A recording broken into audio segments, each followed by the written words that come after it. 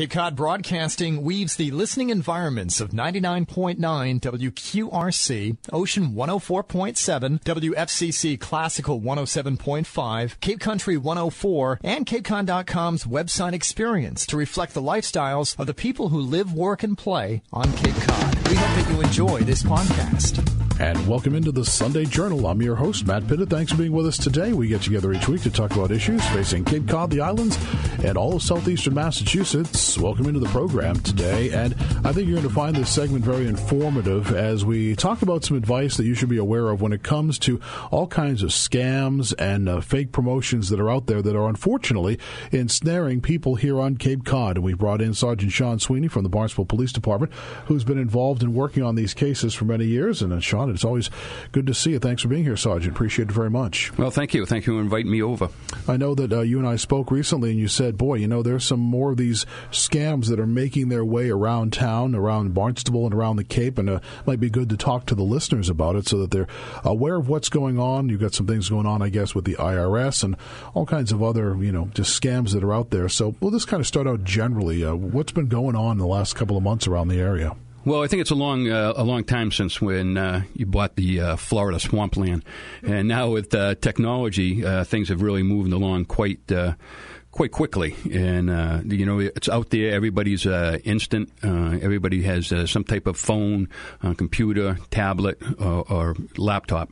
So your accessibility to these scam people is really monumental, and they take advantage of that. And it's and there's a lot of people that fall for it. You know, it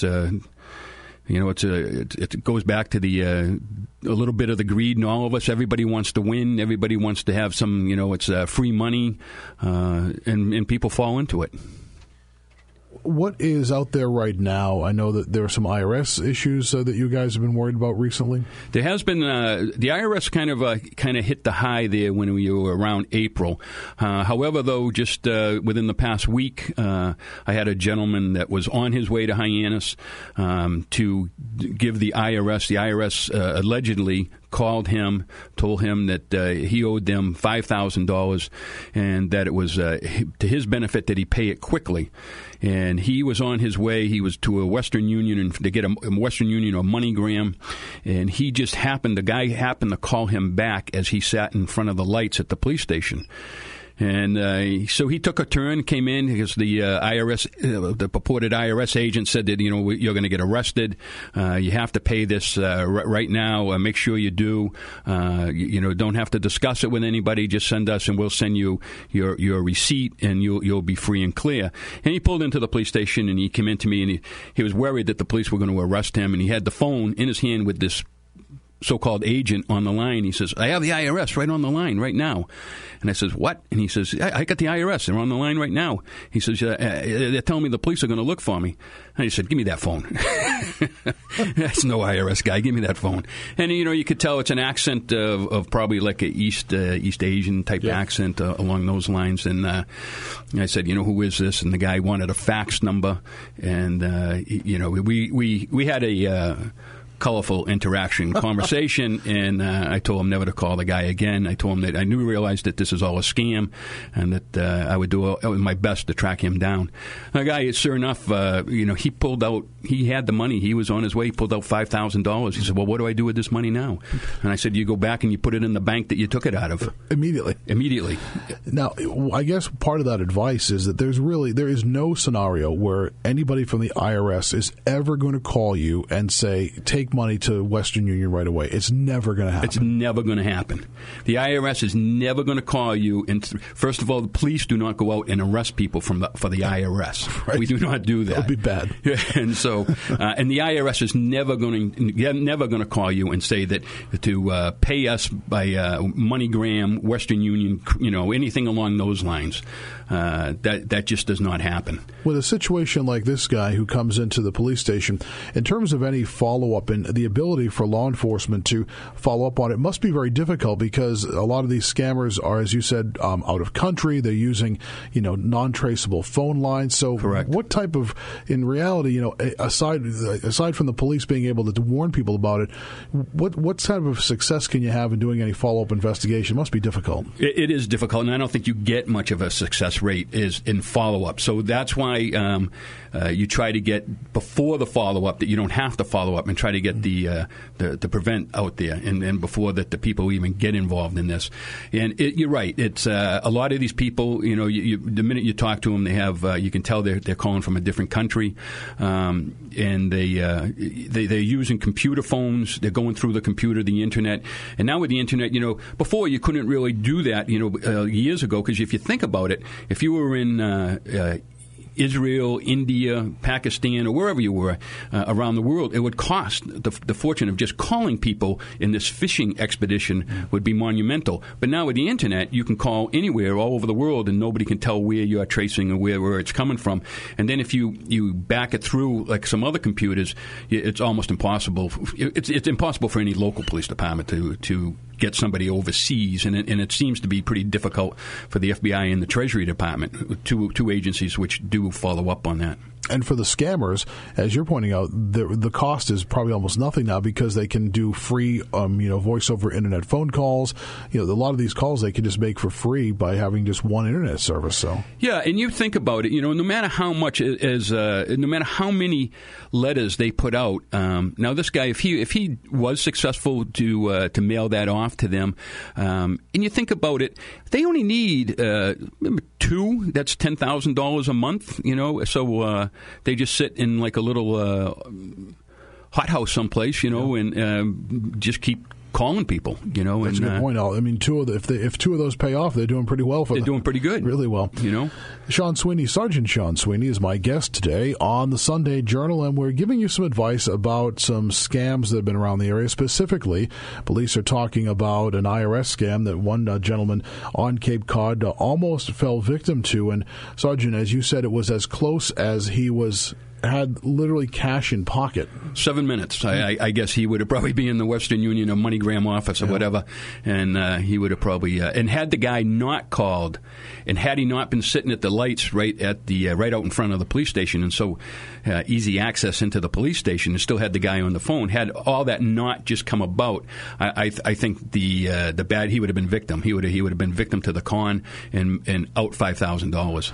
So, I mean, it is an old adage, but I guess it's true, is that if it sounds too good to be true, it's not. It's not true. It's not true. And, you know, as much as the IRS forms go, there's other scams. We can talk about some of those. There's the vacation scams. The winnings, the lottery scams. Yeah, let's take them apart here one at a time. So we've told folks that this has been recent, so that means, I would imagine, if this guy was targeted, this scam could still be active in the area. It could still be active, and we did receive another call. We actually received 2 others. Just right about the same time, in which people said, you know, I'm not sure. They were a little more confident in themselves that this was a scam. They said, and I said, no, the IRS does not call you. One person, and actually, the IRS instructed her supposedly to go out and buy the green dot cards, the gift cards. Now, you know, she wondered about that, and at least she called us. But, you know, the IRS is never going to ask you to pay off the debt with gift cards that you buy at, like, the local store. Yeah. Go down to CVS. Buy 10 green dot cards and wire us the money. Yeah. And what they do is, and why you can't get it on the other end is because the green dot cards, a lot of those, what they do is they forward the number, and they scrape off the back and forward the number. Once they get the number, they can access that money from any location. The same as if you use a Western Union or MoneyGram, you can get a passcode so that if I was to wire you money and you said, hey, I'm in California, but now all of a sudden my plane never got out of Nevada, so I'll use the money here. I can give you the passcode and you go to any Western Union and get that money. So that's a problem. Who knows where they're going to go? So they could be calling from overseas, have somebody in cahoots with them here that just goes and picks up the money, or they could just be rerouting phones. But that's it. The IRS does not call you up and use green cards or gift cards and mail those. So people should be aware of anything regarding the IRS. If you see something like that, any type of phone call, it's obviously going to be a scam, so be aware of that. So there are many others, and visually we'll explain for people. The sergeant has here on our console laid out many of the scams and has showed me some of the checks that have been sent to people that are amazingly real. You really have to take a look at it, and I'm sure that most of us would look at that and say, well, it looks certainly like a real check. Yeah. So there's several almost categories that you said of scams going on, travel scams, cash, etc. So, this is a great opportunity to kind of lay out what some of these potential problems are for people. So tell us a little bit of what's going on over here. Well, the other one that we get a lot of, and the sea of paperwork that I'm surrounded in is because of so many people that have just walked into the police department and first, let me say I'm not an expert in scams. I am not an expert. It's just that I have seen so many. I have a little more knowledge than the average guy, and you see a lot of that out there. But there's so many of them, and the people have been nice. They usually come in with the check, and that's why I have all these checks. They'll come in and they'll show me, and I'll say right away, yes, that's a scam. That is an absolute scam, and you didn't win anything. Why do you think you won the lottery from India or Canada when you never bought a lottery ticket? I would be so fortunate to win the Powerball by just going to bed at night and never buying a Powerball ticket, but it just doesn't happen. And so it doesn't happen. The sweepstakes. Some of them, as I said, some of these checks are great. They look almost perfect. They incorporate some real stuff with fake stuff, and this is how it goes. They send you some type of letter and check, and the Sweepstakes Commission, World Sweepstakes, Gamblers Millionaire Club, they're all here, but they tell you that you have won, and go cash the check, and then as a result of you cashing the check, you need to just send along $1,500. A check may come for $2,000, $3,000, $3,800, but you need to send along just enough money to pay the taxes and the attorney's fees, and then we'll send you the $18 million. And so that is illegal in itself. No one is ever going to contact you and say you won. The lottery does not contact you and say, hey, listen, you won Powerball, and it's incumbent upon you, and first of all, to buy a ticket, but it's incumbent upon you to follow it up. And the lottery is never going to ask you to pay your taxes up front. So that too is your responsibility. And you're just never going to get a call that you've won $18 million. It just doesn't happen. Right. So what other types of travel? You said that I saw one of the pieces of paper you were showing me was, it looked like an amazing offer to take a trip, and it looked like it almost came from somebody's internal human resources department. It did. I actually have a couple of those. Unfortunately, one woman, and it just says from the HR office. Now, they just fax these out. I have no idea how they get all these fax numbers. We actually got one at the police department. Did you really? Yeah, somebody all of a sudden it came over with a fax. And so, did anybody call and say, hey, guess who you just reached? Yeah. Well, we should have, but I'm surprised somebody didn't. It was a good thing that nobody got on it and decided to sign up for a trip to Cabo San Lucas or something. But yes, that looks it looks legitimate. And what they've done is, in some of these things, like they have American Airlines logo on it. Now, that's truly not, it has nothing to do with American Airlines. But it's so easy now to lift graphics Absolutely. like that. Back in the day, you had to do some cut and paste. Now you just go to their website and, cut and paste an image. Yeah, so. Right. You can make it bigger, smaller. And like some of the other ones I showed you, you see on the bottom, one of them has, I have no idea what the association is, but it has like Discover Card, Visa, American Express. Really nice, colorful letters. The paper is really nice. Really colorful, and it's that's I have no idea why that's there, but it's a scam. And what happens a lot is the vacation one. It was a good price, and they wanted a deposit, and they actually entered into conversation back and forth. So an email conversation. Email gone back and forth, and then they were asked to, we can do this, and then they actually sent them. She gave them their address. They actually sent her some stuff. I don't know. This would be a difficult one to combat, but you can do a little research yourself when something comes and you're just not that sure of it. And she said, a couple times by the way they talked that I had a bad feeling. Well, if you get that gut feeling, follow it up, and or ask somebody else. What do you think? And that's why you see a lot of times that there's always a sense of urgency. In all of these letters, every one of them has a sense of urgency. You got to apply right now. One big money, great vacation, but you got to do it exponentially. So something comes to mind as you were just saying that, and I think back to the Robert Redford movie with The Sting. Yeah, with Robert Redford and Paul Newman, The Sting, and almost like they become a confidence man. So that I was thinking about that when you're talking about the email, that person's trying to become that confidence man, the person who's spent some time, building up a level of trust, and then all of a sudden, next thing you know, oh, hey, listen, why don't you invest in this product or something I have? Right, that does happen, and I think first of all, the con artist comes the word con artist comes just from that confidence. So if you had somebody that called you and the guy was a complete jerk on the phone, you would not talk to him. You wouldn't entertain his conversation. You would say, this guy's bothering me, and you would hang up.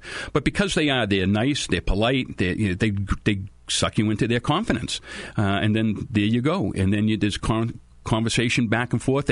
They'll repeatedly call. They'll call at night, tell you not to talk to your family. We don't want to jeopardize your winnings. I had such a friend that I know. His parents got older. They got contacted. He called me. I said, "Yeah, that's a scam." I said, and he asked me to go out to the house.